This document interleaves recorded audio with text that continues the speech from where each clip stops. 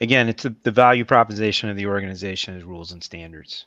So I cannot offer, another 4 years. I think people looked at USBC as an awards organization. And so it was recognition, where now recognition is one of the things that we do. But the key value proposition is the standard, the structure, the wireframe of the sport, which is, generally speaking, enforced by our members as league officers, Sure. tournament promoters. And But so I guess my question is why wouldn't what your revenue, the majority of your revenue is generated by, why wouldn't that define what you are? What's up, everyone? Welcome back to another Tour Talk. I cannot thank all of you enough for all your support. You've loved this series and show. Today, I have the man of bowling, Chad Murphy, Executive Director of USBC, and a point of a lot of contention, but also a point of a lot of positive impacts in bowling, which we're going to get into. But Chad, thank you so much for taking the time today, bud, to sit down with us. We're only a 4,000 sub channel, but doing research to prepare for today, I've seen you sit down with a lot of small channels and a lot of small people. You always make yourself accessible to answer questions, which I really appreciate. yeah, thanks for having me. Obviously, we have been following you and your progress within the sport with the shop and IPSI and everything that's going on. So we're always available if somebody asks, and we try to accommodate. So just happy to be here. Yeah, yeah. And I want to let the audience know that typically with Tour Talks, we are trying to get insight and wisdom from a very unique perspective of whoever we're interviewing. And that's going to be the case today. I want to hear from Chad what he feels is the state of bowling. We'll talk about strings. We'll talk about, try to cover as much as we can. But where it may differ a little bit, for those of you who've watched past Tour Talks, is you might see a little bit of a debate. I may push Chad and challenge Chad a little bit because I have my own personal concerns and things that I want to see bowling move towards, the USBC move towards. And I hope, for him to inform me today and help broaden my perspective, and for this conversation to broaden everyone's perspective. Also, we have all of our followers' questions. So we took in a lot of questions from followers, and a lot of those questions are a little different than my interests and concerns, but we'll kind of do a rapid fire round with a lot of our followers' questions as well. And what I want to share with the viewers and Chad is kind of my hot cold relationship with USBC. So on the positive side, I love Open Championships, Virtue Bowling Supply. We are putting forth an effort to kind of create our own group and try and mitigate pain points and things like that. Basically, the Captain's Club concept from USBC. We're trying to do stuff there. I really appreciated how USBC went about the equipment and specs stuff with the storm balls and the purple hammer and releasing the information. And I was what felt like on social media often in the minority there, as well as what you guys have done with string pins in terms of the really thorough, not trying to rush it over the finish line. Also, Bowl TV has been incredible. And then in my time working on the local boards, understanding really how much USBC does, how deep and wide it is, as you always say. And I think a lot of people aren't really aware of that. Now, on the negative side, like I said, a hot and cold relationship that I've had with USBC. On the negative side has been my experience on the local and state boards, which we'll dive into. Also, this frustration for me of wishing USBC did more on the marketing side and branding side in terms of the relationship with the consumer. And then also USBC coaching, which I've reached out to you a couple times about. And so some positive and negative there, and that's kind of my goal today. And I want to let viewers and know that it's not going to be all positive. It's not going to be all negative either. So does that sound okay with you, Chad? Sounds great. Sounds like an interesting hour and a half, whatever it takes. But yeah, we're good. Fire away.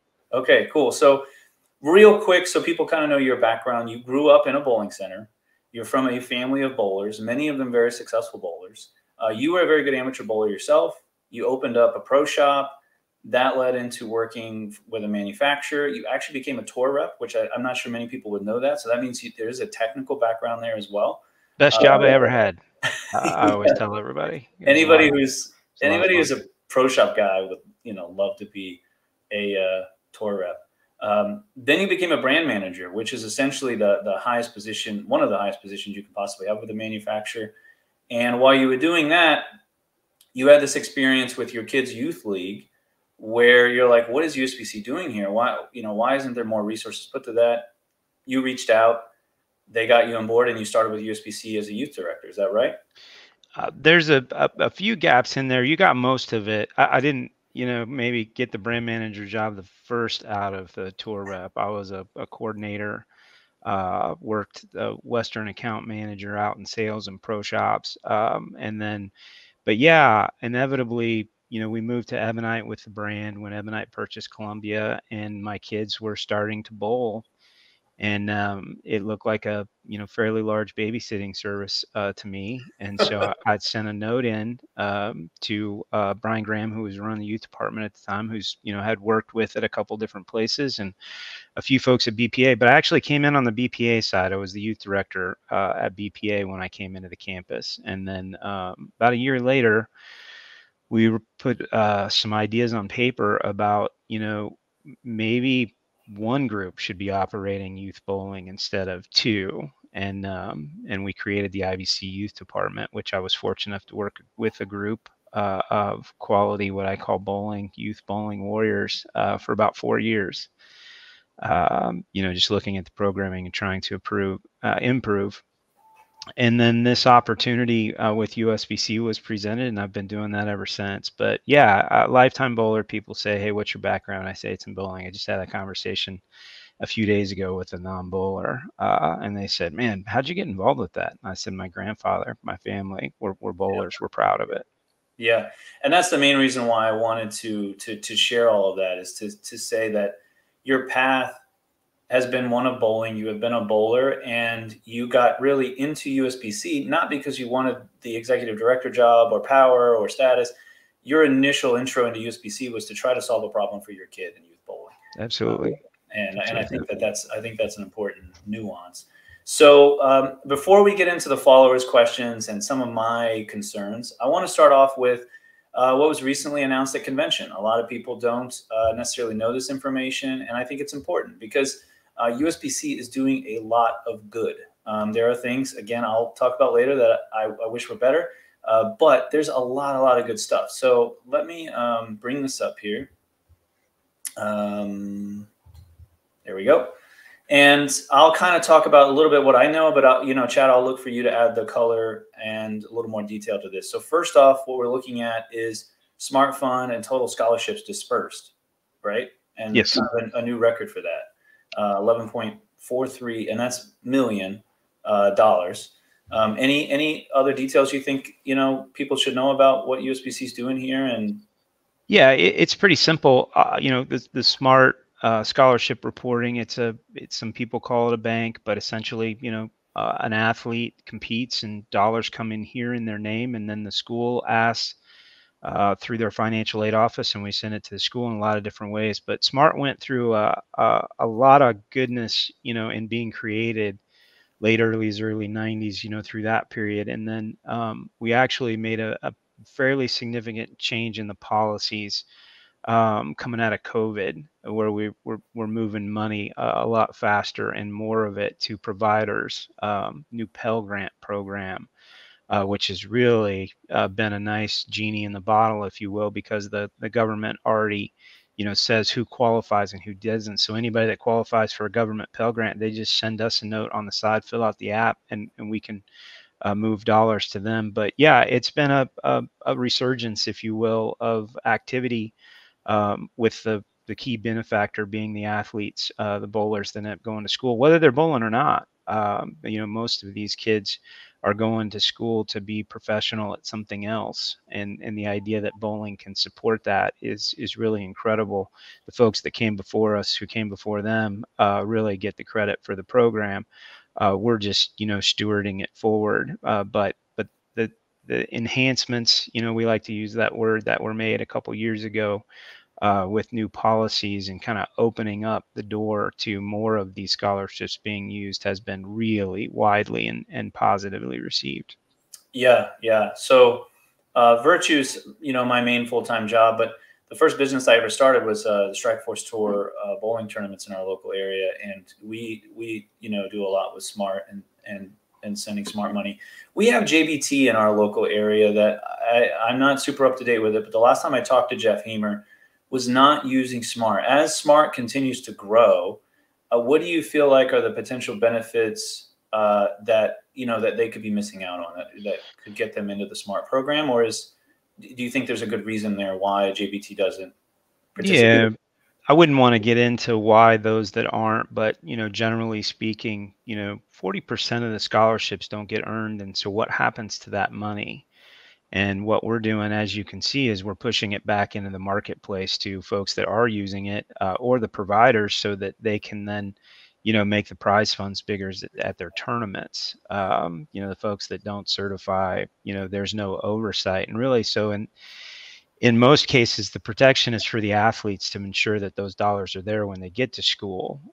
There's some pretty heavy storytelling about tournament groups in the past that don't use SMART. In some cases, there's been some challenges with where that money went and reporting of where that money went, where all of this is certainly audited on a yearly basis, managed by a committee of volunteers, not at the staff level, but working with us to make decisions, and that's in the best interest of the athletes, but also the providers, right? The tournament folks that are running. Once the money comes in, it stays. No dollars cash goes back out. And so when you think about that, that's the protection. That's the the security for the athletes, knowing that the money will be there when they want to go use it.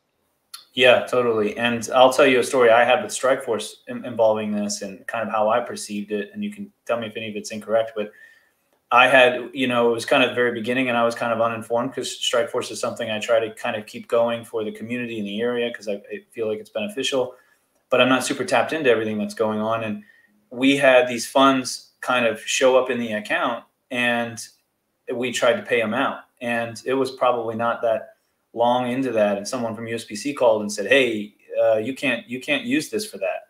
That you have to use this in addition to. You can't, essentially you can't save yourself the prize fund money and pocket this money, so to speak." Yeah, you just hit the nail on the head. That's the trick. And so governing both ends of it, and again, providing those protections is important. It's not something I knew a lot about before I, joined the youth area here, and it's taken a while to, really dig into it, improve the electronics for one, the software platform, but then also now be able to, secure these funds for the athletes. You got kids bowling in league, 8, 9 years old, that are earning these dollars. Where are they going to be when they turn 18 and maybe go to college? And so one login and it's protected. Yeah, exactly. And just to clarify for those watching, that was not my intent. There was money there. We were just paying it out. Yeah. And, but USBC really helped me understand, like, oh, okay, I see now, And so, again, one of those kind of behind the scenes things. Help me understand this a little bit and why this is important. $400 paid to every active SMART recipient this year, a total of $2,000 per person in bonus scholarships over the last 3 years. Yeah, so the simple is you have, all of these kids that are active in the system, and so they've earned dollars, and they are actively in college receiving the dollars that are in their account. And so we are now giving them an extra $400 that wasn't there or wasn't earned by them across all of those recipients, because, this money is income earned on investments, but then also the kids that don't go to college, those dollars, come back. And so we're just allocating larger amounts of money. And then when you see that total of $2,000 per person in bonus scholarships, that's over and above what they earned or what was in their account. And so there's just, a huge swath of dollars there that we have an actuary that comes in and helps us understand that, you have to have more dollars than you have liabilities to. But at the same time, there's a history here of non-activity by a certain percentage of the funds. And so we're taking those dollars, pushing them out, as opposed to just leaving them in the bank and doing some good with them by helping, these athletes, whether they're bowling in college or not, achieve a higher learning opportunity. Right. And I'm going to try to say this in a concise way. That means, as a pro shop operator, coach, advocate of bowling, that we can say, not only can you earn scholarship money when you go to a particular event, but you can actually start to earn beyond that, because you will start to receive kind of the return on the investments of that money sitting in the account. Is that fair to say? Sure. And so for everybody that's bowling an uncertified event, those dollars, most of our youth bowlers are still in our system from certified events. And so most of them do get to participate, but not on those dollars from the uncertified side. But honestly, we're for everyone. And so, for you to be a certified tournament, you have to use SMART because of the protections. But yeah, over and above what you earn, and that's a good thing for sure. Yeah, it's very exciting, I think. So up next is collegiate. So you have, let me find the number here, 233 schools, 4,318 students, which I believe the student number, the membership level is the new record, but there's a trend happening in collegiate bowling. Can you speak to that? Sure. When our team got together about what's been 14 years ago now, there's a long history of growth in collegiate. But one of the things that we really wanted to think about and try and do better and be better was to make ourselves available to schools that were interested from a resource, perspective. And so we created some resources, but most of the growth, I would tell you, recently has been through NAIA. And so they made it a varsity sport. When I came in, they were trying to get the 60 schools to do that. I believe it went varsity 2 or 3 years ago.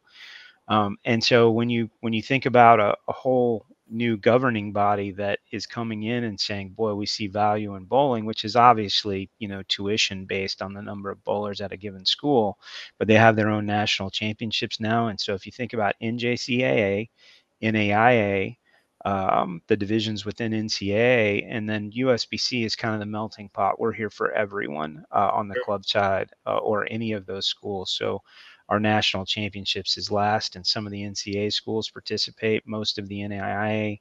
And so ours is certainly the largest, but all of them very important. And why it's growing is because all of those, acronyms, if you will, governing bodies have now said, wow, bowling's a good one for us to make sure that we have.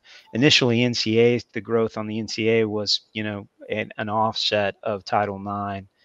With the football team, they needed more women's sports, and so that's why it's only women's bowling on the NCAA side. But Right. NAIA now, men and women, and so it's just all been really fun to be a part of.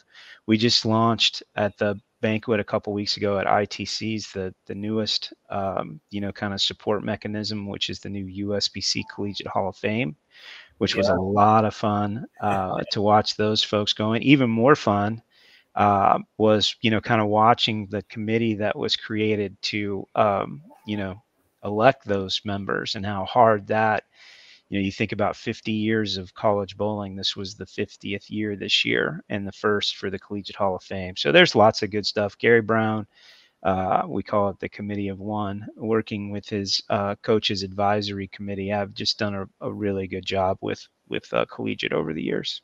Yeah, yeah, absolutely. I didn't bowl collegiately. I was a part of that era that Smart wasn't quite set up yet, and so I went adult, and I definitely missed out. But it's great to see the system, how much the system has improved in that regard, over time. So up next, I want to kind of get into the Open Championships, men's and women's. I'll kind of go through these slides, and you can kind of speak to them to what degree. They kind of explain themselves a bit, but you can let us know what we're looking at here.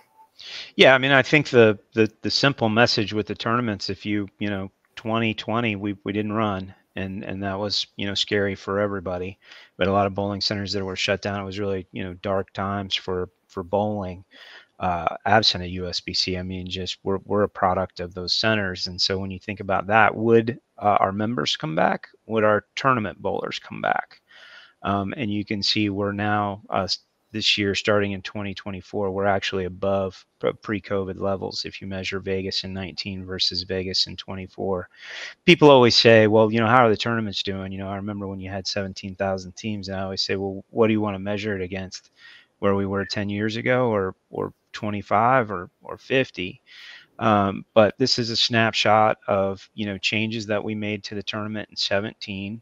Yeah. We grew to 10-4 in 19, and now we're 6% up in Las Vegas, which is what this slide is. We measure it in Las Vegas, we measure it in Reno, and we measure it in non-Nevada cities. Yep. Because you really don't have the same group that's coming, but we're 6% up in Vegas. The last turn in Reno was 19%, and we had a lot of social media activity there. Yep. Sorry. And talking about some of the pricing of the hotels and that type of stuff. And so we're a little uncertain where we're going to be in 2026. I think we'll beat that number. But then if you look at non-Nevada, we went all the way back to Baton Rouge because that's where we're going to be in 25 to give a measurement number. And so if you look at 2012 to 2025, we're still down a tick. But at the same time, if you look at 15 and 18, and again, the changes were made in 17. So it's it's been a nice journey, but the Open Championships is obviously something that's valued. It's something that's appreciated, and it's growing again, which is great for the organization. On the women's side, which you just popped up there, same struggles with COVID. And we got back to pre-COVID levels in 2023, and then we've fallen back a little bit in Reno. But if you look at Reno 2024 versus Reno 2021, obviously it shows growth. But I said on stage at convention, I think we'll do better in 25 in Las Vegas than the marketing folks that put this slide together. But we also do it for budgeting reasons, right? This is, we're going to show you a slide in the middle in a minute that shows you kind of how USBC operates and where the money comes from, and the tournaments are a big portion of it now. Right. But the women's championships is still there. If you look at it, and people, are certainly, critical at times, but we're doing okay here. I wouldn't tell you we're doing great. We're certainly, doing okay. And so the big announcement last week, and again, this is non-Nevada. Right. 2022 is a tough one to measure because we were still wearing masks, and so that was pretty small number. But we also announced 2 new venues. We're going to continue to try to run the tournaments outside of Nevada, even though the numbers haven't been great. And so we announced 2027 in Charlotte and 2030 in Chicago. Yep. In addition to on the open side, we're going to go to Greenville in 2028. And so this was all a presentation to basically show, hey, the open's doing great, the women's holding its own, but we're still moving to move outside of Nevada with some events.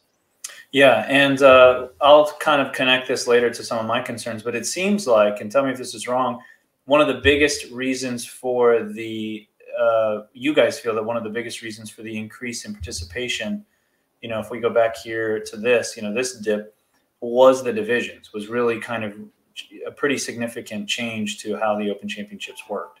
Right? Yeah, if you put it all together, we did a lot of research when I first came in to figure out, what the tournament bowlers were saying. But that group that got the new division, was leaving the championships at a better than 2-to-1 rate than any of the others. And if you go back to when the Open Championship was at its height, it was really because the National Bowling Stadium opened, right? We had 9,000 teams in Reno, early 90s, and then in 95 we had 17,000. And so the jump was the stadium. Everybody wanted to bowl at the stadium. And again, we can measure it back to that. And I smile and laugh and kind of joke. I mean, there were no casinos all over the country at that time either. The internet was just coming. There's just so many things. The world changed. Yeah. But yeah, so when our group came in, we did a lot of research. We talked to a lot of people, and we had a group that was severely disenfranchised with the event. And so we gave them a reason to come back, and that division is certainly growing. I also announced last week, we've put the tournament groups back together, so you'll see some additional shifts in the championships starting in, I believe, 26 in Reno. We'll probably announce them this fall if we get to it. Okay. So, and then up next is membership. Yeah. So again, really positive. I always caveat this, and anybody that wants to go back and watch this presentation, it's on Bowl TV, and so it's archived in the convention, as is Jo, who did the business update right before lunch. But I always catch this one. This isn't USBC driving the business. This isn't USBC growing or watching bowling decline. We are a product of now 3,800 certified centers in the U.S. who are certifying their members with us. And so same thing, COVID hit us pretty hard. We were pretty fortunate that COVID came in March and not in October or even the end of July, because most of the membership were in.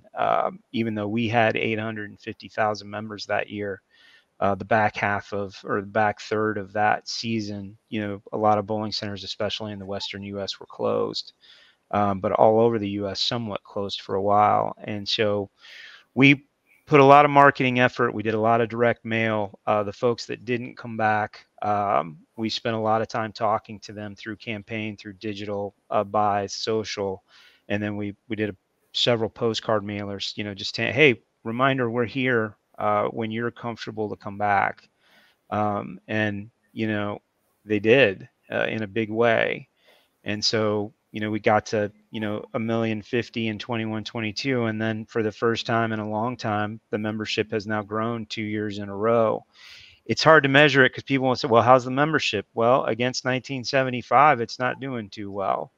Right. But if you look at it pre-COVID and then from COVID forward, we're really positive about the signs. And again, this slide, what we tried to do was say, bowling USBC membership was basically in decline from 1975 to 1920, to that number right there.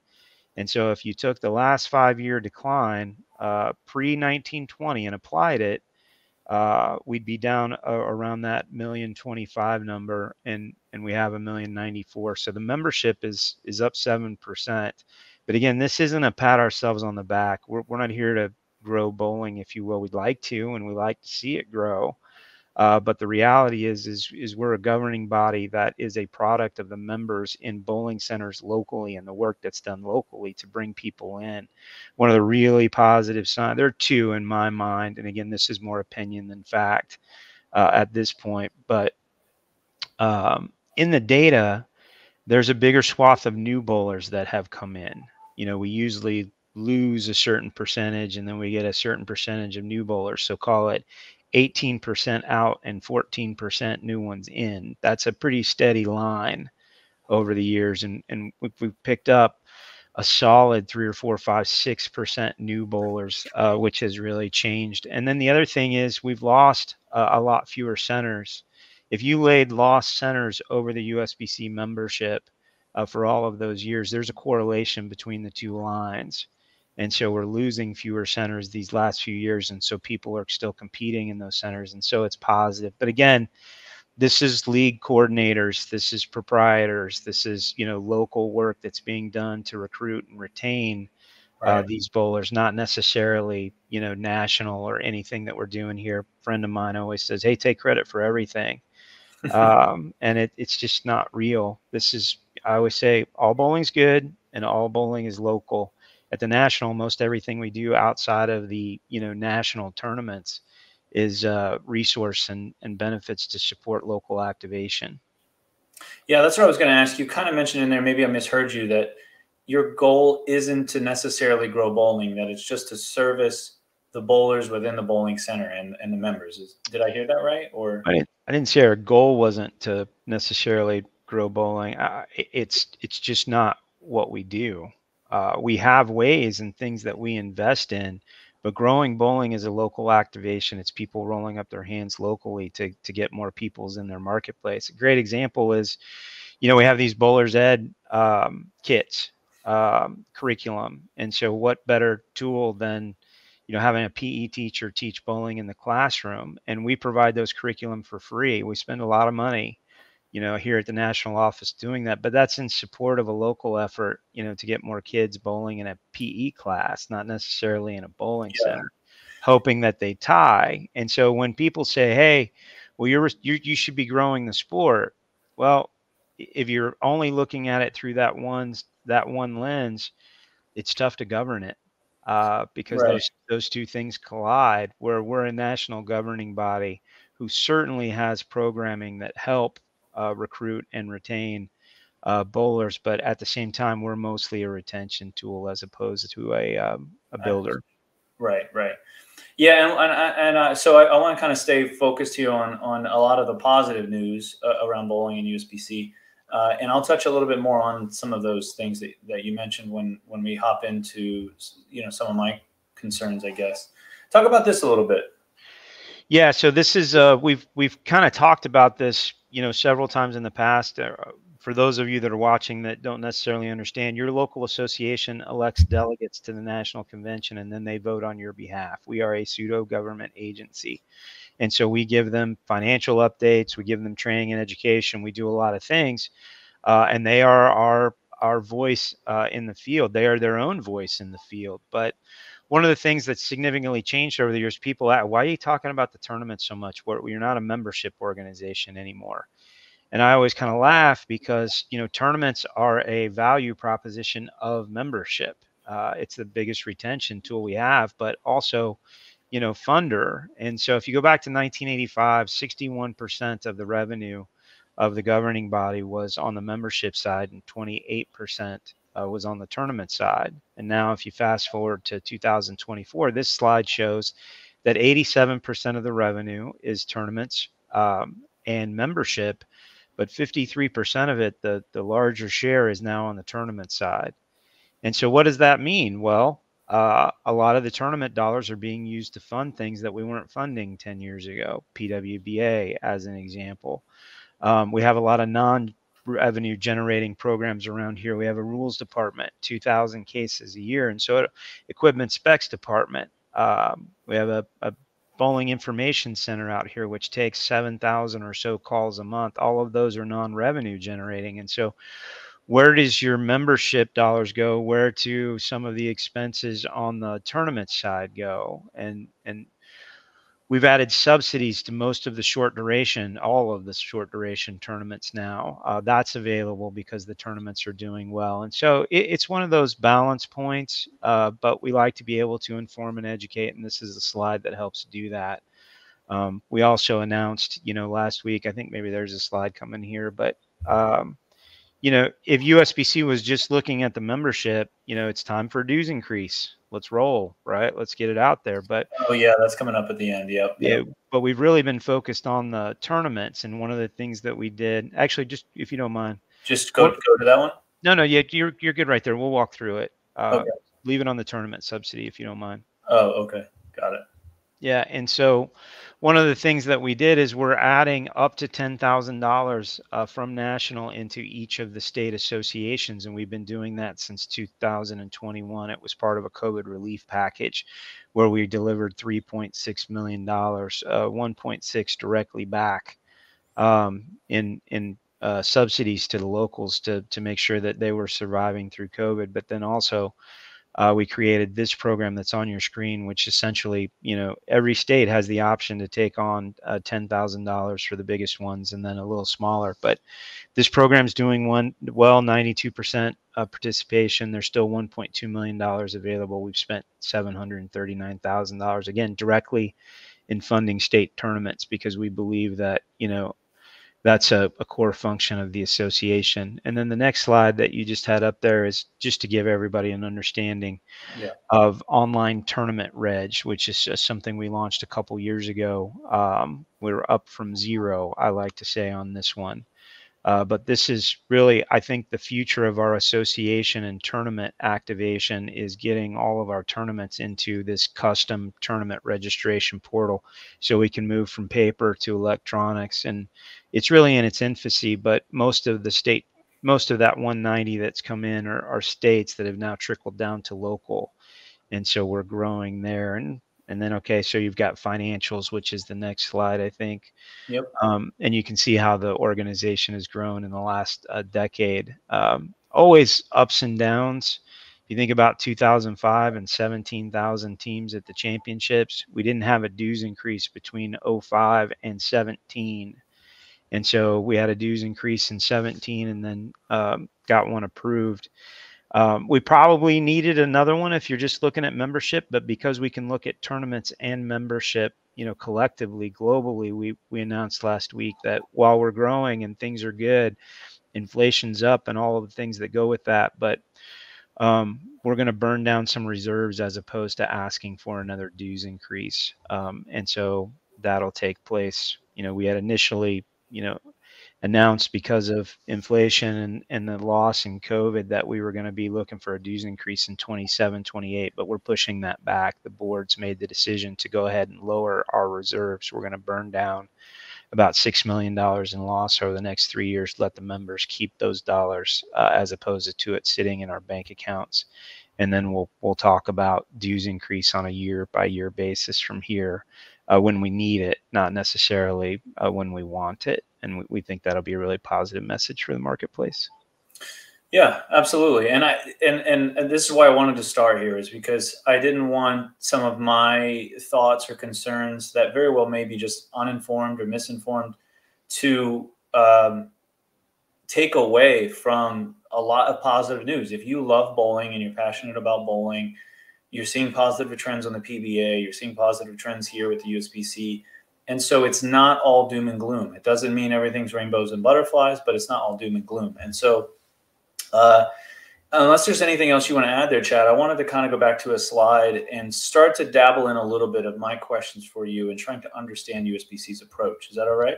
Yeah, the only thing that I would just close with there is that there's a lot to be proud of that's going on in bowling. If you think about where we were 10 years ago, the PBA on Fox, PWBA now exists. It didn't 10 years ago. Association leadership academies. There's so many things that have been introduced in the marketplace that are evolving and are really, really positive. You go back and you read social media 10 years ago, everybody thought USBC was going out of business. They were talking about deck chairs and the Titanic, and you can see from those slides, nothing could be further from the truth today. And so it's just one of those things where, sometimes it is misinformation. I don't think USBC was ever in a place where it was really, that dire. But having a, governing body that is financially stable and set, to into the future is important for the sport of bowling and always will be. So I would just say there's a lot to be proud of, but not just with USBC, IBC Youth for sure, the PBA, PWBA. There's a lot of really positive things going on. But yeah, go ahead wherever you want to go. Yeah, I couldn't agree more with that. So to me, before we get into the weeds of very detailed things, I think it's important to start macro, understand USBC's goals and USBC's identity first. So from an identity standpoint, I watched a lot of podcast interviews, stuff like that in the past. And you have already mentioned it a few times here, where your governance, right? And you're not a consumer products company, meaning you're not selling something to consumers. You're trying to create rules and govern bowling. When I saw this slide, I was thinking to myself, aren't your events, you could have events, aren't events a consumer product, I guess? Like, they don't necessarily have anything to do with governance. They're kind of added value to the membership. So you could not do the events at all and you would still be governance. Am I thinking about that correctly? I mean, that's one view through a singular lens. I like to think it's more global than that. If you think about our PWBA events, those are aspirational, right? Yeah, we're supporting 100 or so ladies at the top end of the sport, but what would bowling be without that? Because we did it for 12 years, and I don't think it was great for women's bowling, and so. Is that a core function of a governing body? It is not. But without it, there's a void in the marketplace. And so we fill that void. Back to your question about governance, I think the basic premise of this, where it gets confusing to people, is people say, well, I'm a member, they should do what I want. And generally speaking, there's a process for that. Any member can put legislation forward to be voted on through your elected delegates to the national convention. At the same time, how do the tournaments function within that, right? And so, again, the two basic premises is that we're governing the bowlers, right? And then we govern the manufacturers, which are rules and standards through equipment specs. And so we have to have competitive balance at the consumer level, and then competitive balance at the manufacturer level. And those are two very simple and different things. Yeah. But to your point, could you run without the tournaments? Sure. Would there be less bowling, or would there be less people bowling? There likely would. Yeah. And so, are we a consumer brand with the tournaments? In some cases, the answer is certainly yes. In most cases, it's just service as opposed to consumer driven. Right. The other thing that I think is always tough when we get to this conversation is, okay, who do you want to listen to? Because you got 1 million members, different skill levels from, at a median average of 171. And so the folks at the top want something very different than the folks in the middle who want something very different than the bottom. And so that's where the consumer perspective, gets a little muddy. Yeah, for sure. The only reason I bring this up is because, and I'll probably try and bring up some images or pictures to kind of help people understand. So my main root concern is that there's a concept called incumbent inertia or innovator's dilemma and you see this a lot in the general business marketplace, where businesses that have been around a very long time, they become very susceptible to disruption, new companies kind of getting in the way. That could be, say, the PBA League Bowlers program, those kinds of things. But the idea that I want to mainly discuss with you here before we get into the followers' questions is this idea that is USBC, is there areas where they have actually kind of changed their past kind of thinking and kind of evolved and innovated, for example, like the Open Championships divisions, and they're starting to actually see growth by really completely changing in maybe antiquated product. And then there are other areas where they struggle to make a change, like, for example, social media. And what I would say is customer acquisition. Like you mentioned, you guys focus on retention, and you can tell me if this is wrong, but the way you came across regarding retention versus acquisition is that USBC's main role is just retention and doesn't necessarily play or prioritize as much of a role in customer acquisition, which is, I take that as USBC's main role isn't so much to create bowlers as it is to retain them. Do you think I'm mishearing you there? 100%. I think USBC does invest in programmings that are recruitment based. We partner with our partners at BPAA and Strike 10 Entertainment, which I sit on the board of, and we do things like sponsor the Military Bowl and the Macy's Day Parade, the NASCAR race at not Watkins Glen. We just did an event in Phoenix with NASCAR stars bowling with PBA stars. And so we are funding things, but those activations go through Strike 10. USBC is a governing body. On the recruitment side, most of that recruitment are the business owners locally. And again, we do a lot of things to help that. Most of it's resources. It's, we have resource, there's a youth resource center online at bowl.com. There's also an association resource center at bowl.com. And so we're mostly resource driven there, but then investing in programs for recruitment where the core function is governance and then the retaining of the members. We service the members that land in the center of bowling in our certified leagues and tournaments. And so that all happens after someone has been, recruited. Sure. But it doesn't mean we're not investing on the recruitment side. It's one of the things we do. But we usually do that through our partners as opposed to a direct one-on-one with the bowling center. Right. And like, for example, a lot of these slides I think are beneficial. A lot of people wouldn't know about them. And I think to myself, why wouldn't USBC put together some type of short, quick, engaging clip to kind of let people know the good news, right? And often when I talk to people, it is that they don't really think about things from a consumer-based, place first, that it's more of a place of governance. Is that fair to say? Again, it's the value proposition of the organization is rules and standards. So I cannot offer, another. For years, I think people looked at USBC as an awards organization. And so it was recognition, where now recognition is one of the things that we do. But the key value proposition is the standard, the structure, the wireframe of the sport, which is, generally speaking, enforced by our members as league officers, and tournament promoters. And I guess my question is why wouldn't the majority of your revenue is generated by, why wouldn't that define what you are? What's up, guys? Just a quick message to say that if you like bowling videos like this, make sure to hit that subscribe button. As always, we appreciate the support so much. We're growing quickly and we can't thank you enough. Now let's get back to the interview, I guess.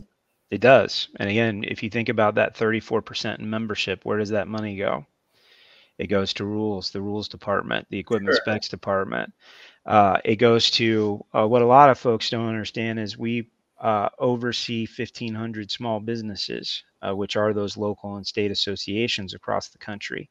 And so there's an association policy manual, which is governed here through the rules department. But all of that, certainly costs money.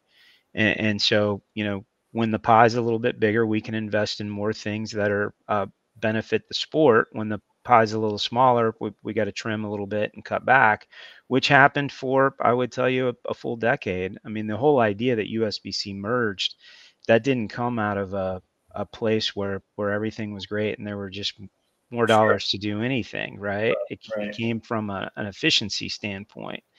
And so now, if you look 19 years after the merger, USBC is probably in its best financial position, but we're investing in the areas that we feel like will be impactful to what you would call grow the sport. What I would tell you is make it more top of mind through the sponsorship of things that are external to bowling to get people to go bowling into those bowling centers, which is investing in the Go Bowling brand.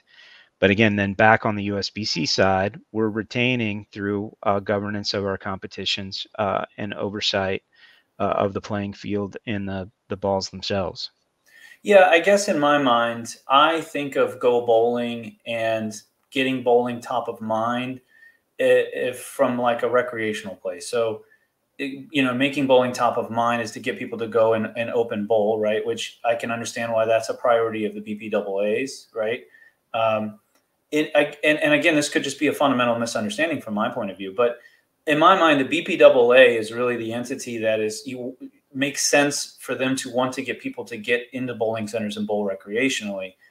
In my mind, it would be the USBC at that point that is kind of okay. Our goal is to take them from open play and recreation and get them into organized competition, and so that leads into the subsidies like you were talking about. So what the data points that make me fearful of this incumbent inertia, and just to explain to everyone that there's no one else really competing for USBC's role in bowling. The marketplace or the competition, I would frame it as free time, recreation, free time, competitive hobbies, etc.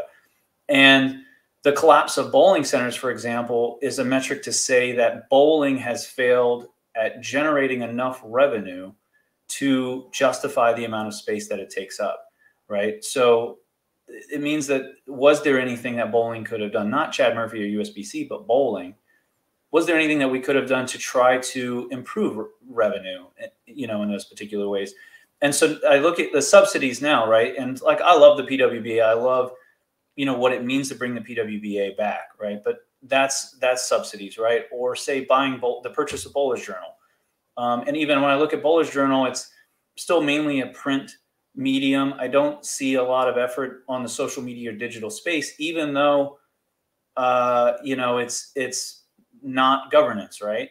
Yeah, there's certainly a media aspect to USBC, and again, somewhere around 10 years ago, I said, hey, we're not going to be on ESPN, so we have to cover it ourselves. And so that's the genesis of certainly Bowl TV, but Bowler's Journal. Just to be specific, we have a product that's called First Frame that's available to every USBC member that we do monthly through Bowler's Journal. And so that's a digital piece that's there.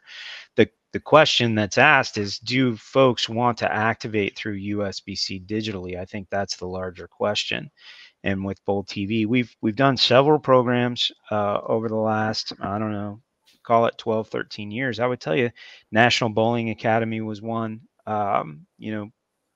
about a decade ago, a little more than that. There's Mhm. 14,000 people that are going to be a part of just about everything. That's just throughout. Those are the diehard bowlers. That's you and Sure. I. There's Yeah. four. Then there's another group, and again, I'm getting into your point there. That's there to be social. We're the original social net. Before there was social media, folks were going to bowling centers to be Yeah. social with friends Oh, and totally. family. Yeah. And so I would tell you that probably has a bigger effect on how many bowlers we have. The real estate piece was real. Um, could bowling have done anything different? consumers allowing the proprietors to raise its prices, I would tell you, is probably the one thing that if we had it to look back and do it over again, maybe we should have, thought of it that way. But we weren't willing to pay more for the goods that we were consuming as bowlers, and therefore the value of that business didn't exceed the value of the real estate. Right. And so that's an easy thing to get to in how it happened and why. Go ahead, sir. Yeah, no, it's okay. Just you said that the value didn't exceed the value of the real estate, right? But often when the real estate's purchased, some other, the real estate itself can't produce cash flow, right? So some other business has to go there, even if it's apartments. Some form of business model has to go on top of it. Yeah, car dealerships, Walmart. Right. So bowling's the competition at that point isn't the value of the real estate. The competition is what other businesses can you put on that plot of land that can produce more cash flow than bowling, right? We're saying the same thing. We're just saying it a little bit different. Okay. Yeah.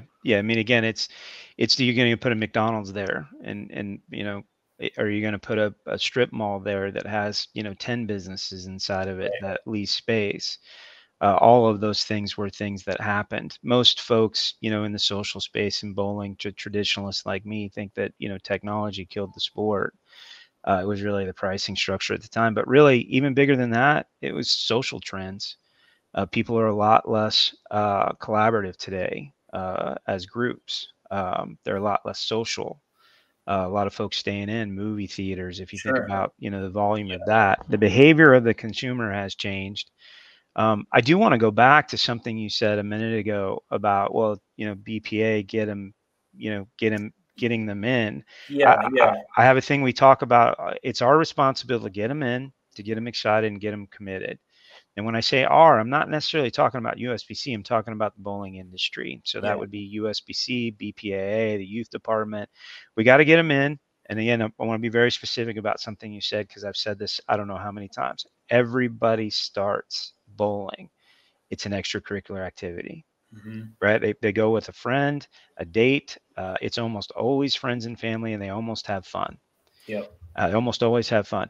And then so when they come back that second time or the third time, can a bowling center owner ask them if they want to join a league? Do they walk by the pro shop, who I think is the center of the bowling universe? Yes, of course. Yeah. Right. And then so that ecosystem, we all have a piece of it, but it's all cashed in taking someone that's doing something for fun as their extracurricular activity. Can we get them in to do that? Then can we get them excited about bowling because it's fun? And then can we get them committed as a sport? And that's where USBC comes in, which is in the back end. That doesn't mean we're not investing in programs to get them in. We are, but our core function is after they join a league. Yeah, I'm glad you brought it back to that, because to me, that with what little I know, my experience, I feel like that's the biggest thing that's holding bowling back, is that conversion from recreation into something a little more organized or competitive. I think I heard at one point there's something like 60 million people bowl a year. And if we can assume that the amount of league bowlers as USBC members are somewhere near that, I don't know if you guys track that. And let's say there's 1 million league bowlers or even 2 million league bowlers, then we're talking about a 1 to 3% conversion of getting people. So the idea, and you can tell me if this is just flawed, the idea is the BPAA gets them in, GoBowling.com gets them in. These entities are trying to make bowling top of mind as a recreation. PBA seems like it's keeping it top of mind as a competitive inspiration, creating stars, those kinds of things. And it just seems like USBC would be subsidizing, because that's the important part, is that USBC subsidizes certain activities. Going back to the Bowler's Ed program you mentioned, right? I did research on this, and it's a great program. It's very cool. And then I think about the USA Bowling, and there's many programs. But it seems like the actual subsidies and effort ends up not meeting the same quality as the product that you've created itself. So as an example, when I was reading about Bowler's Ed, it was like, these are products for proprietors that want to go do it, that want to go to a school and try and implement it to the school, because if the school gets more kids bowling, it'll come to their bowling center. Yes and no. Am I And let me, misunderstanding yeah, that? yeah, let me be clear about that one. Bowler's Ed is something that, yes, we give to proprietors. We just delivered a box, one curriculum to every center last year through direct mail. But we also go to national AFRID conferences. We were just there a few weeks ago where we had a Bowler's Ed carpet on the floor. So we're talking to PE teachers directly. And so somebody from here goes out, and then, can we get PE teachers? We had we just did a press release on it. That one AFRID PE conference, 9,000 kids impacted because one teacher in Houston delivered those curriculums to every school in the school district. That's So, awesome. so the proprietor didn't have anything to do with that, but it is available for the proprietors to do it if they want to. And so you kind of have a two-pronged approach, which is no different than sponsoring a NASCAR race, Macy's, Right. Fox and Friends, all of those things. You got all these dials, and you're just trying to tune them all a little bit. Some of them we have partners with, and some of them we do directly ourselves. When I say partners, we spend a lot of money with PBA. We do. We spend similar amounts of money with the PBA that we do to fund the PWBA. And Right. so again, yes, those subsidies are there, but they all come from either the membership or the tournaments operating and those dollars that come in. And so back to the consumer, right? So 60 million, we'll say 60 million. It's somewhere between 60 and 65, depending on which tracking service you subscribe to, Mhm. Simmons or Sporting Goods. Um, 20 million kids with 10 million through birthday parties. Right. And so is the birthday party the fertile ground to get them in and get them excited and then, toss them into a league if possible. Right. And again, so just another dial that Yeah. we talk Yeah. about all the time. But then some of it's resource allocation. Yeah. So that leads into kind of subsidies and my understanding of like the term externality. So for viewers that are watching, like an externality around governance or subsidies would be like our federal government might subsidize free education because they find that creates a positive externality of lower crime rates, better skilled workers, which leads to innovation, and all of those positive things that come from that subsidy of public education would be considered a positive externality. And so my question then is, what do most subsidies go towards, and why does USBC view that as a positive externality? Yeah, so one a lot of people wouldn't know about, we spend about $350,000 on a program called the Association Leadership Academy. And so we're flying association leaders in here. We're going out in the field. We do boot camps. We just did one this weekend. And there's a 2-day training and education session. I would tell you training and education is a core competency of a national governing body, and so the Association Leadership Academy makes sense. We're going to get to the coaching, I'm sure, because you're passionate about it, but the USA coaching program, free program, paid for through subsidies through BPA and USBC. Of course, the NASCAR races and those things, a lot of those things are subsidized by BPAA, where USBC subsidized the operations of Strike 10. And so those subsidies, PWBA subsidies, pays for the entire tour. USBC Queens, USBC Masters, both US Opens, all subsidized. No sponsors, which is probably the single biggest, if there's a failure here, it's been to get somebody from outside of this industry to want to spend dollars sponsoring. PBA does a nice job, and there's some new sponsors there. But I'm not sure where USBC sits in the level of sponsorship with the PBA, but I know we're up towards the top, and so is BPAA. Yeah. What are some other subsidies? Collegiate costs money. Yeah. Most U.S. The rules department, non-revenue generating. Equipment specs department, non-revenue generating. The IT department at USBC, which is the biggest piece of burden, if you will, when you see those scoreboards at the championships and process memberships through WinLabs, the new tournament registration system, those are all where your Right. membership Yeah. dollars are going. Is there a way? Is there 2, 3, 4, and just a more broader? Because would it be fair to assume that the majority of subsidies are event subsidies, like the U.S. Open Masters, the state tournament that you subsidize, PWBA? Is it more are most of the subsidies going back to events because that's your main revenue provider here? I got this backwards. I'm sorry, guys. Absolutely amateur Yeah, hour. it's okay. I can answer the question. I think, yes, on the USBC side, most of the subsidies either go back to support youth bowling. As an example, youth bowling lost $880,000 last year. And so we split that with BPAA. Or to the tournaments where, we want to support our players and our athletes with the auspice that, the PBA and the PWBA is going to be very attractive to 7-year-old girls and boys who want to be them. And so for the most part, USBC subsidies are coming back to bowling, where if you look on the BPA side, thank goodness, a lot of their subsidies are going to get them in programs, top of mind awareness. And so it's an ecosystem that we dance together in a lot of ways to have bowling be more successful. And I would also tell you that it does work. If you think about that stat I gave you earlier, I mean, 14% new players a year. The get them in is there. Yeah, totally. I can't emphasize enough. I'm only speaking from my anecdotal experience, and so I'll give you an example. There's a summer league that we sponsor with the Pro Shop that got up to 20 teams in our center. And it was a sport pattern league. And the league secretary said, "Hey, I can't do it anymore. I got grandkids, blah, blah, blah." There was no one to take over. Right. And the bowling center didn't even put it on the league schedule. They're like, "We have no one to run this." Okay. And the league was basically going to just disappear. And then I was just like, okay, so I found time and like found someone, created a flyer, put it together. Now the league will be back and have teams. And to me, that is league secretaries in general seem to play such a pivotal role on how many leagues people are bowling, if they're getting people into leagues, right?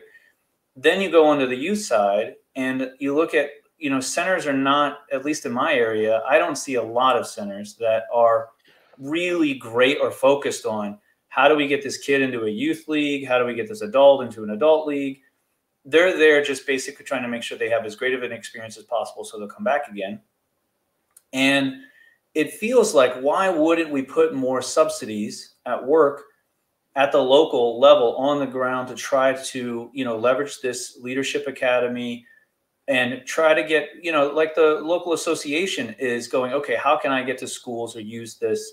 Or there's some point of contact that isn't just an administrator. So like from my experience at the local associations, it was a lot more of an administrative work than it is someone like yourself getting an understanding of the local marketplace and understanding, how can I grow bowling here? How can I go to this bowling center and maybe help them convert more youth people into youth leagues, or convert more, or help them with the league secretary problem? It just feels like the resources there at the local level to really acquire new customers, to your point, feels minimal to me. My anecdotal experience, it feels minimal. And then I see a lot of the subsidies go towards events, which is a retention tool. And then it's like, well, maybe there's a reason why events are going like this. And membership is, obviously we've stopped this trend, which is great, and you deserve credit for, but membership is not on the same incline as the Open Championships entries. Yeah, again, I don't know. There's a certain amount of dollars that are available to do good with. And so when you say, well, why aren't more subsidies going to local? We're open to new ideas. If you have an idea that says, hey, you should be funding this locally, just make sure you can do it across 4,000 centers. Because Sure. you can't go into one center in a given market and say, hey, we're gonna give you X amount of dollars for this activation. What we do, to your point, is we have I go back to those resource centers. There's a development ladder for youth. There's a lot of tools and tricks on our websites and that we push out through seminars and education to help bowling centers grow youth programming. It used to be in a 3-ring binder. Now it's on our website. We provide, creative marketing materials. We'll have graphic designers here that'll design for a bowling center if that's the center, or if that's the help that we need or they need. There are a lot of things there, but again, I mean, we don't have $200 million to spend in a year. Right. Sure. And so, and youth bowling is complicated. We talk about it a lot, like it's easy, and it's not. If you were to do a heat look geographically in a given market where there's 5 or more centers, most of the bowling's going on at one center, and then there's a couple smaller programs, and then there's a couple bowling centers that have given up on it because all the youth players are gravitating to one place, and so that's one of the things that's unique. That story you told about you picking up and again, I get in trouble when I say things like this because people who believe it should be a certain way, I get critical, but we're 90 employees here. It's 4,000 bowling centers, and those 90 employees deliver PWBA and all of our tournaments. And so how many people are left here as a funding device to then go on the field? We did for a little while have a group of what I would call sales folks going door to door at the center level. But again, that proprietor, do they want to be told how to run their business and where their resources should go? Or do they want the resources available? The one thing that I always miss, but I always try to say, and I say it kind of quietly because people don't like it, people are volunteering into our USBC space as members, as manufacturers, as league officials, as tournament promoters. They're volunteering. There's no mandate here. There's no, hey, you have to do this. You saw a hole, a void from the consumer perspective that you wanted to fill. You raised your hand and said, hey, I guess I got to go do that. People do it all over the country. But while we appreciate those that do, there's still a lot of voids. There's a lot of voids. And I think if I had to boil down what I'm trying to say, I think in as simple as possible, it would be, it's in my mind, the BPAA is the kind of go bowling arm. The PBA is the top of mind from a competitive standpoint, and kind of that inspiration, right? So when I think about the USBC's US Open or Masters or even the PWBA, I mean, from a moral standpoint, no one's going to say the PWBA shouldn't be around. Everyone feels like there's some folks that do, but okay, that's all right. Go ahead. I think that's a completely different conversation than what is the biggest void currently. And for me, like example would be secretary. Like it's great that there's this leadership thing for association management and those kinds of things, but I would love for USBC to get involved in trying to solve the league secretary problem. And I think proprietors would love that. If USBC could say, hey, we have this great resource that helps your league secretaries with their interpersonal skills or whatever, and we subsidize it in some way for you to get the right people. I mean, that would have a huge impact in terms of acquisition, right? Yeah. I think in some cases we do. There's league resources on the website that are available to educate folks. When you talk about personalities, that's a whole nother animal. And again, lots of the governance of the leagues now is also taking place at the center level, and so that shift is changing too. But so to touch on that, I think I see a correlation between Bowler's Ed, USA Bowling, and even these resources you're talking about with league secretaries, where it's like, here are some tools that we've developed. Hopefully someone uses them.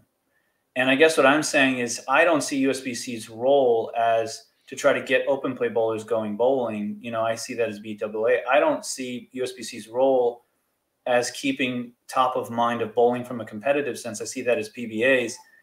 In my mind, USBC's role is exactly this on the ground, helping convert, those open play bowlers into league bowlers, those league bowlers into multiple night league bowlers, and then multiple night league bowlers into tournament bowlers.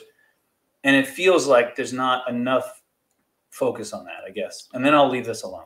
Yeah. And again, I think we can agree that it's good conceptually. I think we can agree that those are good ideas.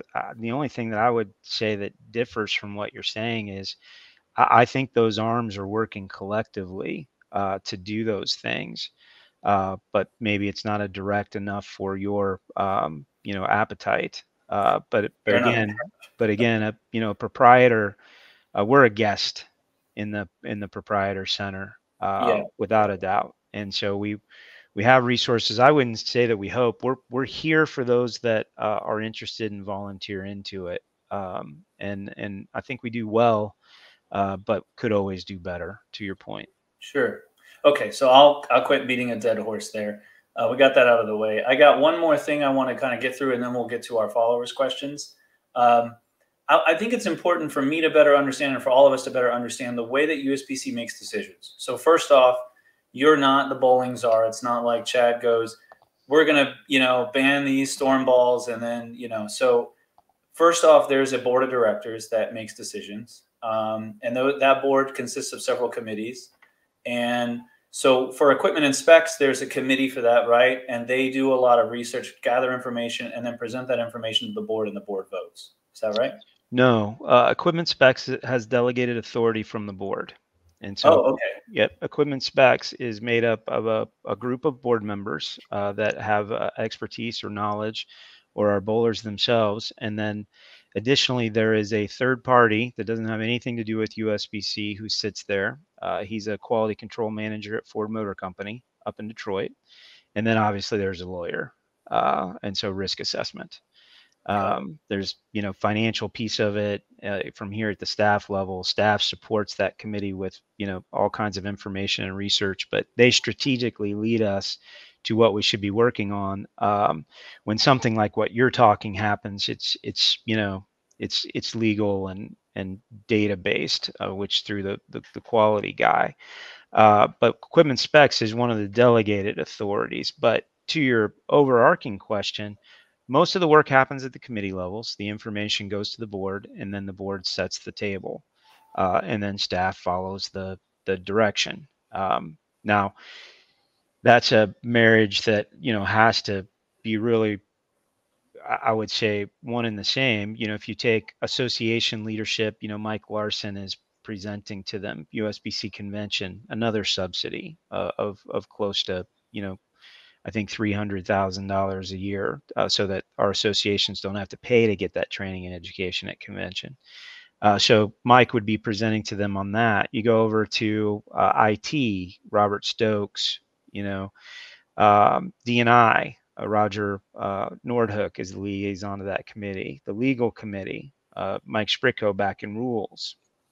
And so it's really a marriage between the chair and the staff liaison to ensure that staff is working within the strategic direction of the board, providing information back so the board can have all the information. I always say it's the one place on earth where they have all the information, right? If you go to social media or you go out in the space, there's all of these experts and lots of people say lots of things. Yeah. But if the information's been provided, then the board can be effective. Historically, I think every staff has worked in conjunction with the board through committees and the committee work to make sure that board's informed when they make decisions. So just to clarify, when you guys made the change on the hardness rule, for example, you did a lot of research. You're saying that the equipment and specs team, they just said, this is it. This is the new rule, or it was suggested to the board and the board approved, or the committee has delegated authority. The equipment specs committee holds delegated authority. And so they set strategic direction of the staff. The staff delivers information back. Again, that third party Ford Motor Company gentleman, a big part of that, because he's the one that analyzes all the data. And then that committee sends it to the board, but the committee holds the decision. Could the board step in and say, hey, wait a second, we don't think you have enough information here. Could there be a situation? But that committee holds delegated authority, not the staff. The committee holds delegated authority. Right. Yeah, I was mainly just curious at what you were alluding to there. Like, can the board intervene if they feel like it's a bad idea, or if again, it's another marriage between the two groups. But generally speaking, the committee is made up. If you take out the legal, the staff liaison, and the third party consultant, that committee is made up of board members. Right. Yeah. Okay. Yeah. No, that's good. That answers the question. And so that in my mind, then, so in you have sometimes the committee, that is delegated to the decision. You have the board that makes the decision. Then sometimes USBC also has delegates that are coming to convention and voting on things. And then you also have things like surveys where the membership, Open Championships pattern release, for example. I know often you say the reason it's not released is because you have this 2022 survey there on the website, and it shows the majority of people agree that not releasing it is better. So does the USBC, how should I or consumers, or do you have a framework of what is a board or committee thing what is voted on by the delegates at convention, and what are the things that you should be following consumers on? All the above. I mean, we research through surveys. We got a working group in here the next couple of days, made up of consumers and proprietors that are going to be here at the campus. All that information flows up. If you want to get more involved, run for a board seat locally, run for one at the state level, run for one nationally. Go through the process, become a delegate at the national convention. There's all kinds of ways to get involved. If you don't like a rule, there's a form where you can fill out, and that new rule that you're putting up through legislation can be. When you say, well, what's what? I mean, you're talking about which one would you like to talk about? Because equipment specs, again, delegated authority. The tournament rules are overseen by the staff, where the board obviously blesses the direction, but all of that comes from surveys and working groups and focus groups. And so there's lots of ways to get involved. We have, we made changes to the US Open a few years ago, just as an example. We had former PBA players in here. We had ball reps in here together, arguing about what the US Open should look like. When we made the change to the oil absorption, we had 13 folks in that room, pro shop operators. Right. And as an example, we were talking about lowering the diff, and they said, "Hey, don't lower the diff, just remove the weight hole." We weren't even talking about removing the weight hole. That came from 13 pro shop operators. Again, there's voices through every stakeholder group within this industry that we invite in here and have conversations with. And again, we don't tell folks who they are, because then they get attacked. But that pro shop group that was in that room, a guy that had a $30,000 pro shop, one single pro shop. We had a person in there that had 50 plus online retailers. It's always a subset of the industry, but also the geo. When we made the changes to junior gold a number of years ago, when we added the U15 and the U12 division, those were junior gold coordinators from the field that were in here for a white paper exercise in a working group. And so there's lots of ways, but who governs it? I would tell you the USBC staff manages it from the strategic direction that's given by the board, and then the information flows up, and the board, 90% of the time, with the exception of the delegated authority committees, makes the decision. Yeah. And I think that's mainly the framework I really wanted to kind of get into people's minds, is that the Open Championships survey on the pattern, for example, is the board is essentially saying, hey, we're going to just follow the consumer's preference here. But that the board does still ultimately make the decision. The secondary reason why I was asking it the way I was asking it is because I mean, you used to be a tour rep. You used to run a pro shop. Do you think it's better for your consumers in general to go into the event blind? So take off. I mean, I don't know if you can really take off the USBC hat, but so in my mind, it's better for bowling, for people to have the ability to educate themselves and learn more, right? Yeah. Again, I think if you were to answer your question directly, you have 60,000, 55,000 people bowling the Open Championships this year. Is it better for me as a high-end player to have the majority of those folks bowling the tournament that ensure that that tournament will be in a bowling plaza and in a convention center in the future, and that my prize fund will be secure? Is it important that those folks, the majority, is the way that we make those decisions? The answer is yes. Any one individual, you're framing that more as is it in my self-interest as a higher end competitive player? Well, that's where you started the question. You were saying, no. Then okay. I did a bad job of presenting it. What I'm saying is, even if I have 100 as a pro shop person, if I have 175 average customers who's going to go bowl the Open Championships, and you were to ask me what is a better way to engage them with the sport, right? Further, is it, well, we don't know the pattern, just kind of go in there blind, or is it, this is the pattern graph, this is the volume, this is the topography. Now all of a sudden they are hit in the face with the complexities of the sport and why it merits, quite a bit of respect. Yeah. And sorry. if that was me, I'd take the pattern from last year off the website. I'd lay it out for them. I take their arsenal and help them build something that provides variability, and then I would ask them to let their ball be their guide. Uh, I'm not making a joke out of this, but I say it all the time. They're hard enough at the championships. Hitting the one in front for 170, 5 average bowler is good advice. But all the patterns are, all the patterns are there, and except for the one that they're going to bowl on. Even if you go back and look, we haven't varied it all that much. And so, but do you need to be able to practice on the actual pattern, which are going to make the scores go up to be successful? Or could you take 1 or 2 or 3 of those patterns, lay them down that we've been using, and could that bowler get an idea and get more comfortable? And so there are tools and resources there for a pro shop to do that if they want to, with their customer. I don't know how much it takes place, but that's what we've been encouraging people to do since we changed that rule. Yeah. So to go back to the reason why I was framing the original question, like what is the board, what is customer survey, what is delegates at convention, was to say that there's many things like equipment and specifications you would never leave up to consumers to decide, because you know that likely is not going to result in what's best for bowling, right? Yeah. And so I was more curious if USBC had a particular line in which they go, okay, here is some general rules, a general framework for which this just needs to be consumer preference. Whereas in this scenario, it's actually better for bowling for people to at least know the length or the ratio, like those kinds of things. But this is small potatoes. So, well, again, and I would tell you, if a majority of the people, I say this all the time, the majority of the people changed the way they answer on that survey, because that rule was put in because we knew a majority of the people wanted it that way. They were saying that it was an unfair advantage. And again, everybody argues, well, hold on, who has the advantage?